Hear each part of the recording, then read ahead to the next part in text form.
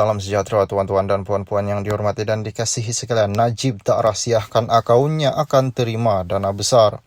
Bekas Perdana Menteri Datuk Seri Najib Razak tidak pernah berselindung mengenai pembukaan akaun peribadinya di M-Bank yang akan menerima dana dalam jumlah besar.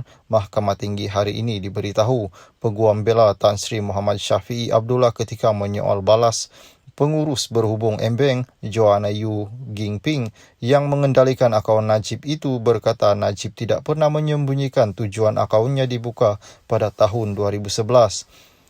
Ginping yang bersetuju dengan cadangan Muhammad Syafiee berkata ahli lembaga pengarah M-Bank mengetahui akaun Najib akan menerima dana dalam jumlah yang besar. Menurut saksi ke-41 dakwaan itu, beliau tidak pernah melihat sebarang dokumen yang menyatakan Najib meminta supaya pun status atau transaksi akaunnya dirahsiakan. Ginping berkata demikian ketika memberikan keterangan terhadap Najib yang didakwa menggunakan kedudukannya untuk memperoleh rasuah dan terbabit dalam aktiviti pengubahan wang haram yang membabitkan dana Wan Malaysia Development Berhad berjumlah 2.3 bilion.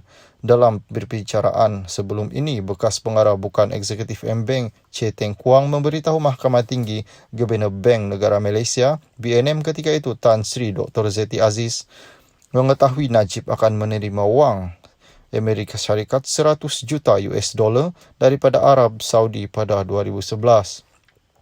Taekwang berkata beliau memaklumkan Zeti Najib akan membuka akaun M-Bank bagi menerima kemasukan dana berkenaan. Sementara itu, Ginping berkata cadangan supaya pun 3 akaun peribadi Najib ditutup dibuat oleh pengarah urusan kumpulan M-Bank ketika itu, R. Ashok, kerana tidak selesa dengan akaun berkenaan. Muhammad Syafiee bertanya apa yang Ashok fikirkan sehingga mahu menutup 3 akaun Perdana Menteri ketika itu. Lalu Ginping menjawab, ada banyak isu dengan akaun itu, antaranya kemasukan dana yang besar dan pengeluaran yang melebihi baki dalam akaun. Lalu Syafiee bertanya, saya cadangkan Ashok seorang pegawai yang telus dan mematuhi peraturan. Oleh itu jika butiran akaun itu terdedah, kamu takut kerana akan didapati bekerja dengan Jolo, iaitu ahli penagihan dalam buruan. Lalu Joanna menjawab, tidak, saya tidak bersubahat dengan Jolo. Lalu Muhammad Syafiee bertanya lagi, saya cadangkan kamu dipecat adalah kerana tindakan kamu yang bersekongkol dengan pihak ketiga. Lalu Ginping menjawab tidak setuju. Lalu Muhammad Syafiee bertanya lagi, kamu dipecat kerana menerima arahan dan meminta ketelusan berhubung urusan hal ehwal akaun daripada pihak ketiga yang tidak diberi mandat. Lalu Ginping menjawab, semua pihak sedia maklum bahawa pihak ketiga dalam urusan akaun adalah Jolo, tetapi saya tidak memiliki dokumen bertulis daripada Najib dan Jolo mengenai perkara itu.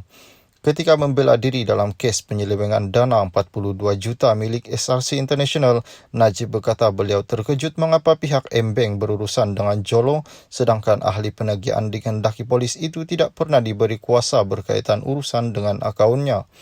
Katanya beliau tidak diberitahu mengenai Jolo mengarahkan Ginping mendapatkan ketulusan bagi menggunakan nama lain untuk ketiga-tiga akaun dan tidak tahu mengapa bank mengambil arahan daripada seorang yang tidak diberikan kuasa untuk berurusan dengan akaunnya.